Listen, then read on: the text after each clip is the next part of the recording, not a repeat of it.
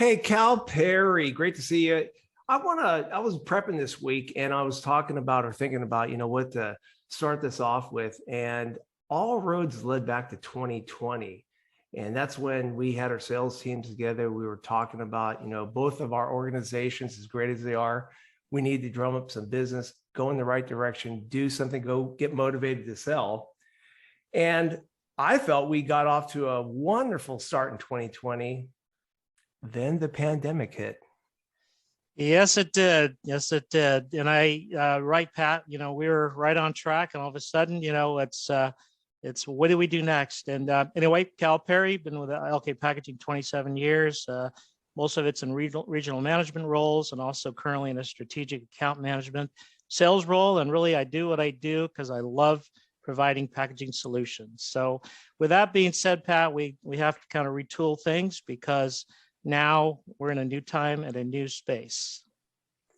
Yeah, I like that retool, reimagine, whatever the acronyms are, or the sayings that go. It's crazy. I always felt that whenever we're salespeople, we can always read the tea leaves, what's coming down the pike, but there was no lightning before the thunder when the pandemic hit, and I felt my motto, and I always teach this in sales, that you have to dig the well first before you get thirsty. There was no time to get thirsty or to dig a well or, to hear the lightning before the thunder. You feel the same or? The same here too, after being in the industry for, 27 years now, I think I've pretty much seen everything that's come at us. But I think one thing about this is it surprised us all is the longevity. It's a pandemic, at least in my career, I've never faced that situation, and trying to predict how long it'll last. Is it a 30-day? Is we're 2 years into it now, Pat, and we're still trying to recover from all those things that were impacted, 2 years ago. Did you ever imagine in your lifetime that things would go on this long? Because I was imagining, okay, a couple of weeks, maybe a month, maybe 6 months. But like you say, over 30 months of this going on. Yeah, and the real impacts are being felt now, especially with the supply chain constraints and the inventory situation and the freight and the shipping. This whole thing is still continuing to reel. And I think that's definitely going to be something that will shape the future of all of us as we move forward through this as well. When did you find this? I love that word, when it got real. When did you find it got real for you as a company? With Bunzl, after about the first couple months when our company took a seismic shift and a pivot toward going from totally in-person to zero in-person anywhere. So that was weird for salespeople because we are so much into customers, getting out in front of them. When did you see that shift in your company?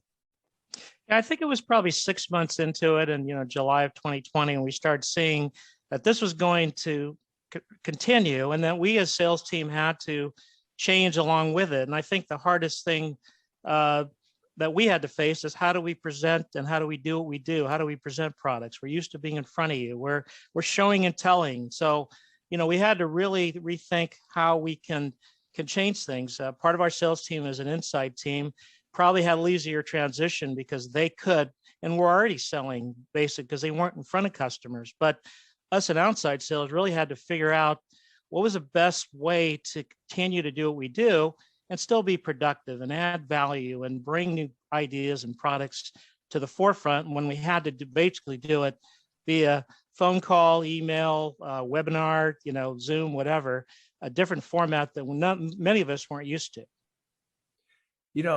Interesting enough, you said about the customer service role inside a company where they're primarily 90% or probably even 100%, phone to phone, business to business that way with the customer, face to face with the customer on a phone or listening to a customer, I should say, where salespeople were 90%, in the field making these sales calls. And I was looking at a statistic just the other day where it's now, as an industry in sales, you're down to 30% in person. If you get that 30%, depending on what part of the country you're in, that Right. could be even lower. Yeah, and I think in the West Coast particularly, I think back in the Midwest and the East Coast, I think things opened up a lot faster in terms of getting in front of customers. But here on the West Coast, I think we really saw that we had to really realize that we weren't able to just go down the street and make a cold call or just knock on someone's door. Even if we had planned a call, even when you got there, sometimes they couldn't see you. And so, we had to really think ahead. And I think as a salesperson, our schedules and our time was all planned. Hey, I'm going to go here this week. I'm going to go there. And now we had to say, wait a minute, I can't go there. I have to reach out to the customer. And how am I going to do that? And how am I going to make my budgets and meet our goals when we're basically trying to sell through the computer or through the phone? And in the past, we always could rely on our face-to-face interactions to drive sales. Yeah, but budgets, sales calls, just planning, everything just went, overnight went out the window. The pivot that we took as a company, because Bunzl and LK, big companies, and we have lots of salespeople, and we had to go from in-person sales training. Because we do a lot of acquisitions, Bunzl does, and so we have new people coming and going all the time. So we have to train these people. Our customer service workshops that we do are always virtual. So they're customer service people. They can't fly around everywhere and join groups and be in these meetings. So we do it all virtual, where the sales training was always in person. So the shift we had to make within a month. And Career International is the company that we work with they partner with us on our sales training. Within a month, we had to go from teaching our salespeople from how to sell in person to overnight virtual selling, much like we do in customer service. So we had to train them more like customer service people, if that makes sense. Right. Did you guys react? Did you guys have a reaction like that too, or what? Well, I think one thing at LK, and I have to give credit to the senior management team, the senior executive team got together real quickly and formed a group of cross-functional teams to kind of address what we need to do and how we need to do things. And, the biggest thing too is the safety of the employees and the safety of trying to allocate resources, across the company. And I think in the sales side, we definitely shifted internally to training. We held several monthly training sessions across the company with the sales team, and we focused on, say, food packaging and some of the new products. We've launched over 100 new products in the last year and a half. And, how can we continue to move the needle on those things? And how can we continue to learn? So I know the company spent a lot of resources, especially in marketing, to employ a time to sharpen the tools, get us better trained on using social networking like LinkedIn and using web-based resources and just spending the time to learn our craft better, So we spent a lot of considerable time in these meetings, and not just so much talking about product, but just amongst our peers, being able to learn together and to share experiences, best practices. It was always a great time, especially when you're sitting here and you're thinking, how do I show this new product? And what's your, so we have a really vibrant pipeline of interaction between our team nationally that really helps us to tie everything together, especially when we're all operating really under the same constraints. Yeah, exactly.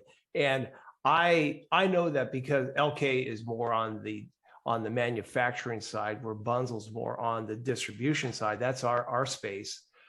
There was a dynamic that grew very quickly, I would say within 3 or 4 months of the pandemic, where the veneer of salesperson really wore thin with customers.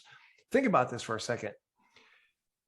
You had a boatload of increases. You had price increases, and you had allocations. You had issues going on with freight coming in.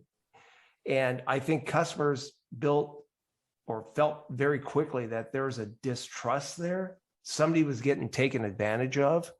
And on the distribution side, we had to pivot more on stressing to our salespeople, unlike maybe manufacturing. I may be wrong in this, but we had to pivot in a sense where communication almost on a daily or weekly basis came into play. We even created this library of price increases. They were coming over so fast. You get one from Right. 1 week from a manufacturer, and about 3 or 4 days later, it went from 5% increase to 10 to 15. I even saw some that were ridiculous, or in the 60%, because they're custom items. Right. What was the distribution, or I'm sorry, the manufacturing, outlook for you guys? How did that play out with the customers?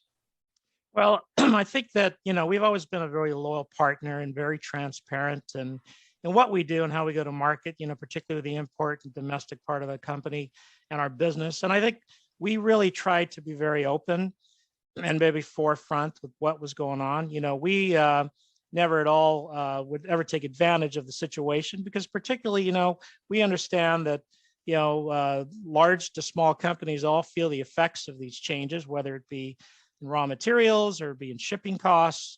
And we always try to be fair in terms of we understand, we have to make money, you have to make money, the customer end user, we're all in this for obviously profit-based incentives, but at the same time, we had to be sensitive to customer needs. And I think obviously it was a year in which we saw multiple price increases, and we saw a time when it was just sort of out of control, it was just coming and continues to drive the cost of business upward. And I think we try to find ways to lower the cost if possible, different alternative methods of shipping or picking products up, or taking a look at mix of products you order and trying to minimize the blows. But as you know, they came across everyone and at the same time. So I think what we try to do is manage, we've been in business over 50 years. And I think that our customers that have been in business with us understand that we are a partner. We're not here to be one-sided in anything we offer. And at the same time, try to also understand the needs so that we can be flexible and as we go to market and all these changes that are coming at you. Yeah, partnering. I love hearing that word, because the partnering that your company might have done, which was to bolster up, the relationship with your customer, we felt that, we use the word more of counseling. We had to become counselors on this and counsel Right. people. It's going to get better someday, within the next 6 months. We didn't know it was going to last this long. I mean, here we are in January 2022, and I can't predict the future. I don't think anybody can, but I hopefully see some light at the end of the tunnel. What does it look on the manufacturing side? Is there light at the end of the tunnel?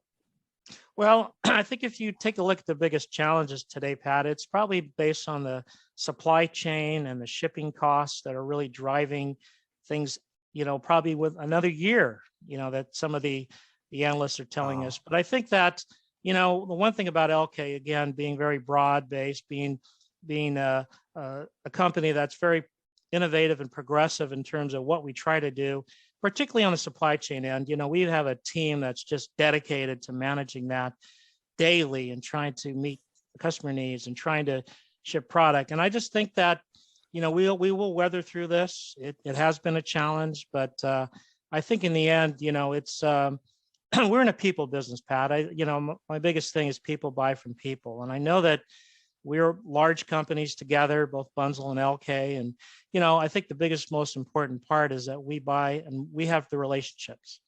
And it's the company that gives us the foundation and the opportunities. But what we do with it is up to us. And I think those, and, we go way back as well. There's a confidence built and there's a trust built. And I think that's during these times, whether it's another year or another month, we'll make it through, because we are really trying to be that long-term solution, not the quick in and out, get the order. And then I think that shows in our relationship. Yeah, absolutely. And again, great companies, people that are inspiring leaders, inspiring companies, all think, act, and communicate in the same way. And that's important. So that's why, pretty much on the same page. And dealing with LK during the pandemic was fantastic, because we were all in the same boat. We all had allocations. We all had freight and labor problems going through, but we had to understand that nobody was really jumping off the boat for people, because of the fact that and saying, hey, we're not going to do business with you any longer because I think you're being, taken advantage of us. None of that ever played because of the fact we were so in tune to the market. We didn't know what the future was, agreed upon that, but we knew that we had to, as organizations, weather this through. And communication on my part, I thought was very critical for our teams to go out there and communicate to the customer. So we're on the same page there. Shifting gears a little bit, going to maybe on the sales side of your company, did you find a lot of people, because when you're selling in person where you have to switch virtually and have, these meetings virtually online, did you get any resistance at all? Well, I think there's probably the resistance maybe of the veteran team. Of course, they're used to, and we're all used to, we're geared to be in front of people. That's how we were brought up in this industry. But I think that the newer, younger generation that have come into the industry and our even with LK they have been very, very innovative, very tech savvy, very much thinking about things and doing things that, even myself been around, that I just go, I'm in awe. When I see some of the things they do on even LinkedIn, and some of the different ways they promote things, and using video clips and using things that, I would traditionally cut and paste. And that would be, the audience now is different, Pat. And I think they aspire to those kinds of things. And so as a veteran salesperson, I need to learn more about these kinds of opportunities to, like just what you're doing with a podcast. The big thing is getting the message out there. And how do you do it? We're all geared to PowerPoint, which has become the old, I'm bored with that. I need something quick and easy and fast, and how I can apply it and where I can get some most benefit out of it. We live in a real quick impact society now. They want an answer, and it's back in the day, we were the answer. We knew it all. If they didn't talk to Pat or Cal, the customer wouldn't know. So I think what it does is it just makes us much better, and it makes us more aware that the things that we used to do in the past don't work today. And I think you have to learn, whatever age you are in this industry, you have to learn the latest and greatest in the technology. Because again, not being in front of customers, you have to rely on those tools to do your job. And if you don't have those tools, we're not going to survive. If you had told me 3 years ago that I'd be podcasting with Cal, I would say, you're crazy. I don't know anything about that. But as we shifted as a company into doing a lot more virtual selling, and we did our virtual training workshops, it was very interesting, to your point, how the millennial group, the younger group that were on these workshops, were more in tuned to this type of training, this interaction. The veteran, I call them the seasoned group, were more reluctant at first, but once they went through the workshop, there was this dynamic that grew out of this, and I try to ruminate, in my mind about, what was the transition for these people. It was just that it was new. If you're a salesperson, you're not new to challenges, so you had to, adopt and adapt it to your style. And I saw that really coming forth, so I was proud of that. And I still have veteran salespeople that want to learn more, and they want to know how to do what we're doing. It's not easy, but once you take the leap and do a virtual meeting and conduct one and be part of it, it gets easier. It really does. It does. And I was just thinking about virtual meetings. We have a national sales meeting like you do, and it's always in person. And it's, for the last 25 years of my life here at LK, it's always been in person, and you're used to that. And so we shifted and we pivoted to a virtual national sales meeting. And to be honest, it was very effective, because again, time's very valuable these days. And I think that as long as the agenda and the content is rich and learning and experience, all of us learn from it. And even one thing we can take away from it. And because of that, we were able to do a lot of events company-wide, and it's become the norm now, where you have town hall meetings with the senior team to talk about the company and to talk about the different strategies and initiatives and things. So it's been very much expected now, where in the past you'd go, what, a virtual national meeting?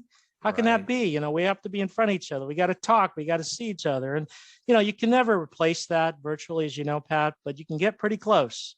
And I think that because of the cost of travel and the time, and of course the risks of COVID and other things now being other things that can get in the way, companies have to evaluate that. Is this a good way or effective way of teaching the message or getting a point across, even with a customer? Instead of running an hour or two to visit a customer, can we get on the live screen and talk for 15 minutes and feel like we were in front of each other, but at the same time get the point across? So I think it's going to be part of our new hybrid model where we still use some of the old school techniques of show and tell, because that's the industry we're in, and hopefully it never gets replaced.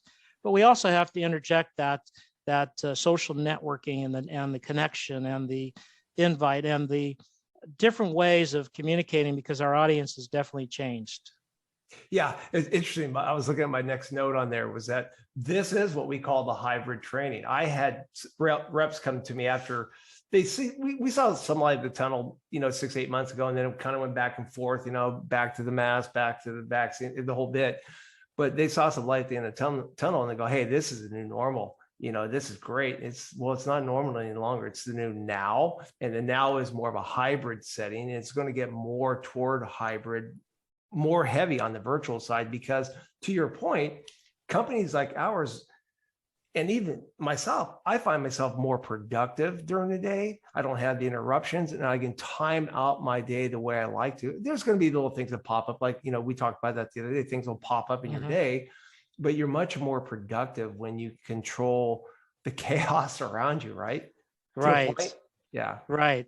And again, having that connection, of course, we're used to using FaceTime or other methods with family members and trying to, see them and connect with them. But, in the business world now, it has really become the norm. And I think that if a customer wants to see you or says, there has to be a very good reason and a benefit from it. Or if not, let's just, connect this way, or let's, even email at times, or text messaging. There's a lot of ways to communicate with customers. And I think you have to pick the best way that works best for you and your customer. Right. You can't use, I want to Zoom everybody, because, even Zoom has kind of worn itself out in some ways, because we had to use it all the time. So now we do want to get back in front of people. We do want to, but we've got to use both methods in order to really be effective in our role as the salesperson. So and not putting words in your mouth, I think the biggest takeaway that you had was that you have to be flexible. You have to learn to be flexible. You have to learn to adopt and adapt to the environment. And the environment is what we just talked about right now, right? It has to be more of a hybrid situation. You do, Pat. And I think that, rather than obviously have sharpening the tools, we'll have sales tools and things we have to do better at, and whether it's learning more products or learning technology, but we also have to realize that we have to be a well broad-based sales consultant, because again, we are consulting. We are bringing the services of our company and what we do together. But having a background, and unfortunately for myself, I've been in various functions of sales and purchasing and operations and accounting, and so today when I'm selling, I have all these experiences in my life to draw from, and especially today, I think a lot of us spend a lot of our time in managing supply chain and managing deliveries and doing things that, 2 years ago, we didn't even think about. Well, today you have to have those abilities, whether you get the direct answer, you go to someone on your team, it's supposed to be there in a week. It's 3 weeks later and they don't know where it is. It's supposed to be in San Francisco and it's in Alabama. Those are the things we have to deal with today. And I think the biggest challenges for all of us right now is trying to, eventually it'll get back to where things are better. But if it happens again, we're going to be much more trained and equipped and knowledgeable in how to prepare for it. Yeah, exactly. Before I truly appreciate your thoughts on that too. So before we get into the lightning round, which will be the fun part of the conversation, but you and I talked about the podcasting and why that's important. And podcasting is basically just to get content, information out. And my goal and my purpose of the whole thing was to get people that are in and outside the industry onto something where they can share nuggets of thoughts that what they experience and how to apply it in the future. And so I think the information you provided was very conversational very interesting and educational for people, because it's great to see it from a distribution standpoint, but when you hear from the manufacturers, and pretty much echoes what we saw on this side of the line too, right?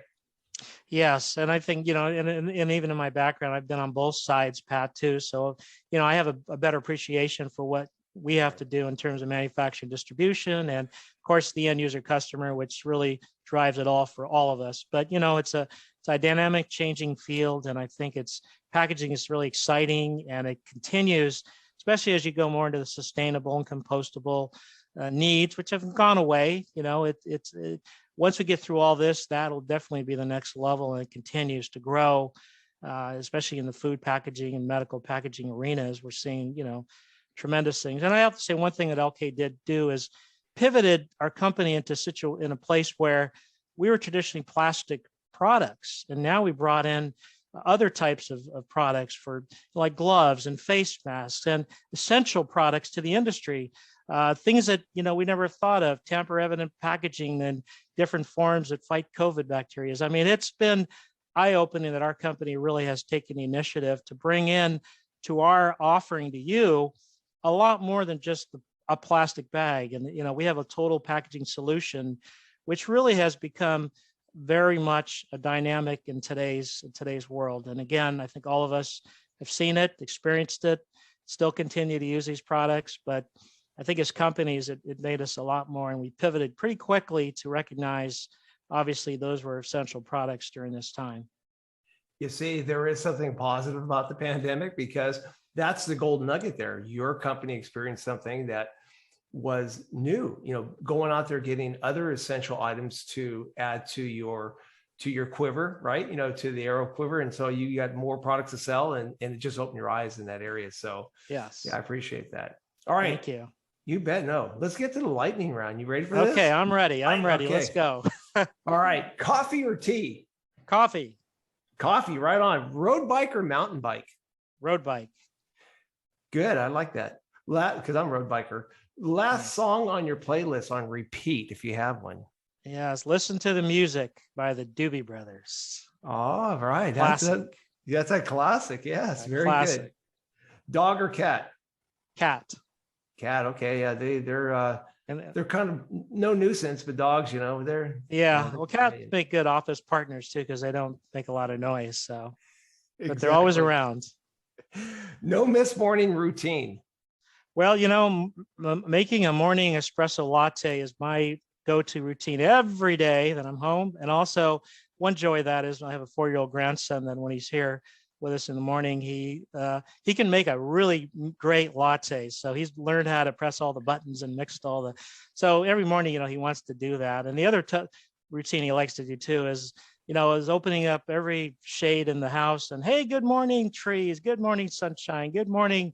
And that's like his routine, and has become mine too. And I look forward to it. And it's so exciting to see through the eyes of a 4-year-old how exciting the sun and the trees and the squirrels out there. And, it's a lesson for me too. It's like, wow, we are, despite all the things that go on in our world, what a wonderful world it is out there. And that's just by opening up the blinds. Absolutely. Now he's got to be the youngest 4-year-old barista, right? Oh, yes, he is. Yeah. I'm priming him for Starbucks someday. But anyway, he's quite a guy. Good. Any favorite quote or saying you like? Well, I think I always try to use, and I think my people would say the same. You can only eat an elephant one bite at a time. Right. And I try to think that way too, because obviously some things get very complex. But if you break it down a very simple, bite-sized portion, it's much easier to digest. Yeah, absolutely. One of the things I like to end with also is that I believe, it's one of my philosophies, and I believe that most of us will learn more from our failures, our bumps in the road, than we do from the successes. Is there any favorite bump in the road that you learned from? Well, I thought about that, Pat, too, because, we always think of successes in our life. And the way I approach life, as I look at I don't really have a favorite failure. And I'm not saying I never failed, but I think I look at everything as an opportunity to learn. So, maybe I didn't do it right. Maybe I could have thought it this way or that way. But, it's always easy to second guess. I always try to look at how can that experience make me better? or how can I make someone else better from it? Because again, experiencing that, sure, there are things that maybe didn't reach our goal, or we didn't think it through, or we reacted to it. But I think really to think positively. And I think I've always been that way, and I continue to be that way. So I don't ever feel like I fail. I just feel like I could get better. And I try to think that way, and that helps to get through the situation and really make it a positive. Yeah, you're like myself. We're type A's, or we have successes. Everybody has Right. successes and failures, but you always worry more about the bumps in the road. I mean, I worry more about the bumps in the road than I do what's a success, because I just want to make sure I improve on everything I try to do, and you're the same way. So yes, definitely. Great philosophy to have. Well, Thank Cal, you. it's been a pleasure sharing this time with you, and it's very interesting. I learned a lot, and some nuggets that you laid out there for us. cal.perry@lkpackaging.com, and that's cal.perry@lkpkg.com. Wow. You got it right. I feel like you're selling my website for me, so I could, come on in, There's join always the a club. benefit to this, right? It's great. No, but thank you so much, Pat. Always enjoy working with you. Always enjoy your experiences. I appreciate the opportunity. I love working with your team, the Bunzel team. Of course, LK been partners for a long time, and we continue, and we'll just continue the ride, and appreciate it. Have a great day, everyone. Enjoy life one day at a time. Thank you. Absolutely. Thank you for your time, Cal. See you soon. Thanks. My pleasure. Thanks, Pat. Take care. Bye. Bye-bye.